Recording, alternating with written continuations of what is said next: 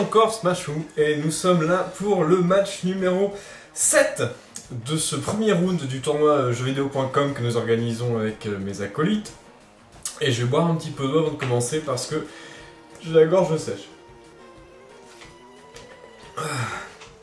Excusez-moi. Alors, le match oppose Pictio à Topli. Donc Topli que je connais un petit peu vu que j'ai fait pas mal de matchs contre lui. Pictio que je connais pas du tout. Nous allons découvrir tout ça. Donc l'équipe de Pictio va commencer par le haut. Se compose de Junko, un Pokémon plante très rapide. On a Voltali, un Pokémon électrique très rapide. On a un Scalproie, donc nous avons vu dans un match précédent, notamment celui de Dreamies, que Scalproie peut être quand même très dangereux.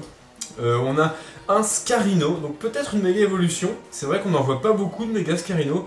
On a ensuite un Muplodocus et en dernier un Marestre, qui est un Pokémon complètement débile que j'adore. Voilà, une team plutôt bien équilibrée, hein. C'est dur de trouver des faiblesses. On a une double feu Junko Scarino, mais qui est bien compensée par Muplodocus à triple feu avec Scalproie, qui est quand même pas mal compensé par Muplodocus et Marestre. Ça reste quand même une triple faiblesse, faut faire attention. Mais bon, je vais pas dire ça parce qu'avec ma team j'ai des méchantes triples faiblesses. Ensuite, ouais, à part ça, nous avons une double faiblesse vol, Junko Scarino, qui cette fois-ci n'est compensé que seulement par Scalproie. Voltali résiste au vol, mais n'est pas un Pokémon qui est vraiment fait pour se prendre des coups. Je pense pas qu'il apprécierait un rapace de Flambusard par exemple. Voilà. Ensuite, nous avons l'équipe de Topli, donc une Rain Team. Une Rain Team. D'accord. Donc ça va être assez violent si tout ça peut se placer. Donc on a un Tarpo qui est évidemment là pour mettre la pluie. On a un Charmina, potentiellement une méga évolution. Donc on a un Tentacruel qui est là peut-être pour spinner, placer des pics toxiques peut-être.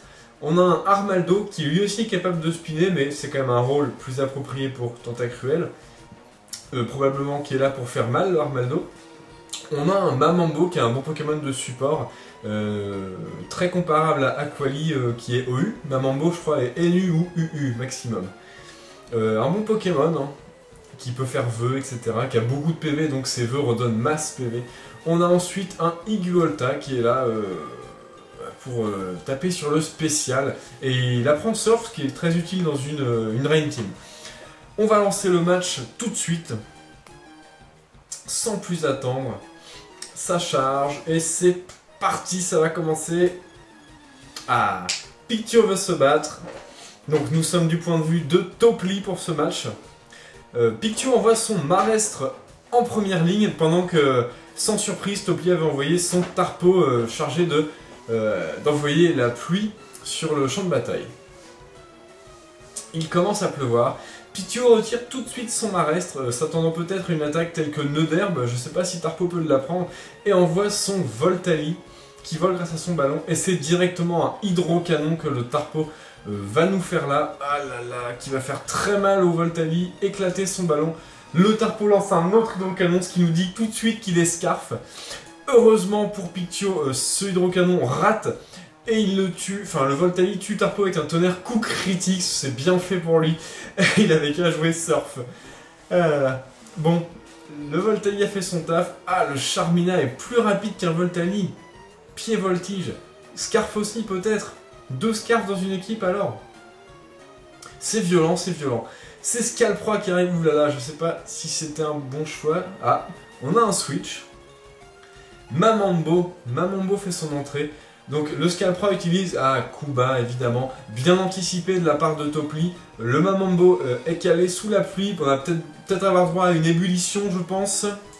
Ah non, un vœu. Topli préfère la jouer sécurité, sachant que là il a perdu un de ses lanceurs de pluie. J'imagine peut-être que le Mamambo en est un aussi. Ah, le Mamambo utilise danse pluie. Donc on peut voir effectivement que c'est un lanceur de pluie pour son équipe. Il commence à pleuvoir, le Muplodocus lance Dracoqueux, donc un Muplodocus chargé de phaser l'équipe adverse. Dommage qu'il n'y ait pas de entry hazard. Charmina est traîné de force au combat, le Muplodocus est retiré par Pictio, et c'est le Scalproie qui est envoyé.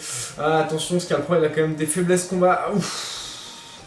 Le pied voltige à 90% de précision qui rate. Le Charmina se prend 50% des dégâts et se prend une grosse poursuite. Et il est décimé par ce Scalproie. Peut-être que ce Scalproie portait la ceinture force et était là vraiment... était vraiment un bon choix de switch. Hein. Je ne connais pas l'équipe de Pictio. Pictio envoie son Scarino face au Armaldo qui a pris le relais. Le Armaldo en profite pour faire une danse lame. Donc un Armaldo ça a déjà beaucoup d'attaques. Avec une danse lame c'est encore pire. On a le droit à un méga Scarino pour ce combat Topli contre Pictio. Le méga Scarino femelle de Pictio pardon, qui va quand même encaisser une lame de roc. Aïe aïe aïe aïe aïe aïe. Une lame de roc qui tue le Scarino malgré les dégâts neutres. Orbe-vie, Armaldo Orbe-vie plus danse lame plus lame de roc égale OHKO le Scarino. Scalproie arrive et lance un coup bas pour essayer de faire quelques dommages. Ça fait des très bons dommages. Et c'est un séisme. Aïe aïe aïe aïe aïe. Ah là là. Ce Scalproie n'avait pas la ceinture force. Il ne sera plus capable de tuer ce Armaldo qui s'est vraiment posé avec sa danse lame. C'est le Muplodocus qui va prendre le relais. Aïe aïe aïe. Une lame de roc qui réussit. Et... qui va tuer ce Muplodocus. Ça fait trop mal. Décidément, les matchs sont très bourrins, il y a beaucoup de boost. Hein. C'est Marestre qui arrive. Alors là, Marestre va essayer d'encaisser un séisme. Je pense qu'il peut le faire avec ses gros PV. Ah oui, il pouvait aisément le faire. Il aurait dû envoyer Marestre avant. Ah, c'est vraiment dommage c'est vraiment dommage, Pictio. Il arrive quand même à tuer ce Armaldo. La pluie s'arrête. C'est tout de même très dur. Le Marestre est régénéré un peu grâce à ses restes. C'est Mamambo qui arrive au combat, probablement pour toxifier. Ah, c'est une danse pluie. Décidément, Topli n'aime pas que la pluie soit stoppée dans sa Rain Team. Ah, le Marestre utilise Toxique sur Mamambo. Donc c'est un Mamambo empoisonné maintenant. Ce qui est pas mal vu que Mamambo est fait pour rester sur le terrain. Avec un toxique, il va rester beaucoup moins longtemps. Donc il souffre un peu du poison, très bien.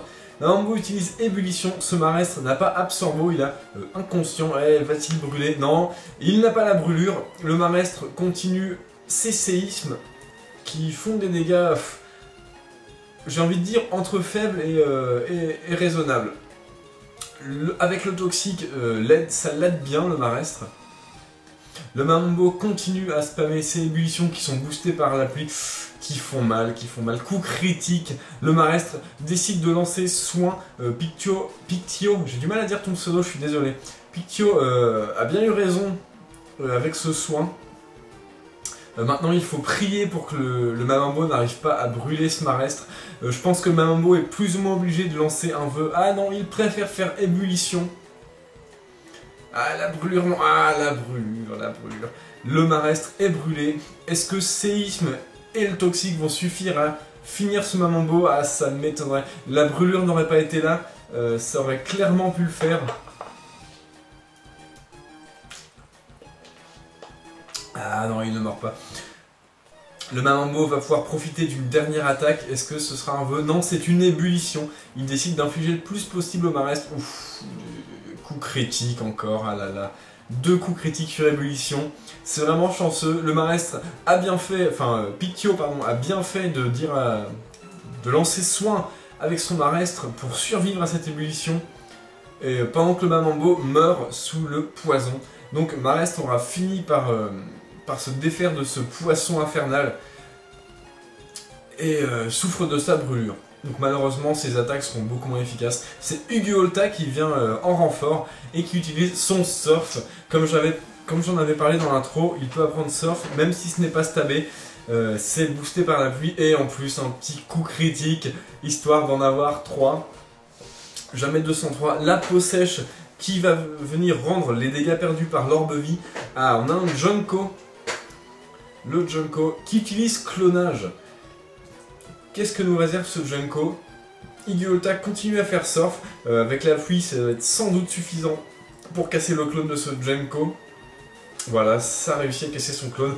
Le Junko Pictio essaye peut-être de stoller les tours de pluie, tout simplement, ce qui est fort possible aussi. Ah, Junko utilise Exploforce, une attaque spéciale super efficace sur Igiolta qui est type normal, mais qui ne suffit pas à le tuer. Il utilise Surf, l'orbe-vie va sans doute le tuer avant que la pluie lui donne des PV. Le Igiolta est enfin tué par Junko. Ces deux Pokémon reptiles se sont affrontés. Le Junko dispose en plus d'une baie citrus qui le remet dans une position tout à fait confortable pendant que c'est Tentacruel qui arrive en jeu. Le Junko utilise Écosphère, donc c'est un Junko spécial. Malheureusement, Tentacruel est très résistant sur le spécial et dispose d'attaque poison, donc a clairement l'avantage. Et une Cradovague suffit à défaire ce Junko. Coup critique, aïe aïe aïe aïe aïe. Non mais là... 4e coup critique qui termine le match sans bavure. Voilà, donc un match... quelle violence dans le match, quelle violence. Les Rain Teams sont quand même très puissantes, ça mise beaucoup sur le pouvoir, sur les attaques haut, stabé, plus la pluie. Et Pictio en a ramassé les pots cassés. Voilà, donc les deux teams m'ont vraiment plu. Les Pokémon ont de la gueule, hein. On est en OU mais c'est cool. Voilà, donc Pictio, malheureusement, tu es disqualifié de ce tournoi. Mais c'était tout de même un très bon match. Je pense que sous une telle avalanche de critiques, tu ne pouvais pas faire grand chose de toute manière, même si, bien sûr, tous les critiques de Topli n'ont pas influencé le match, hein. Je pense que la Cradovague aurait été un coup normal, ça aurait suffi à tuer Junko. Quoi qu'il en soit, Topli, tu es qualifié pour le round 2, et voilà, bonne continuation à tous les deux. Et bah voilà, hein, c'est tout. On se retrouve pour le match numéro 8. Le dernier du round 1 sera le prochain. Salut à tous!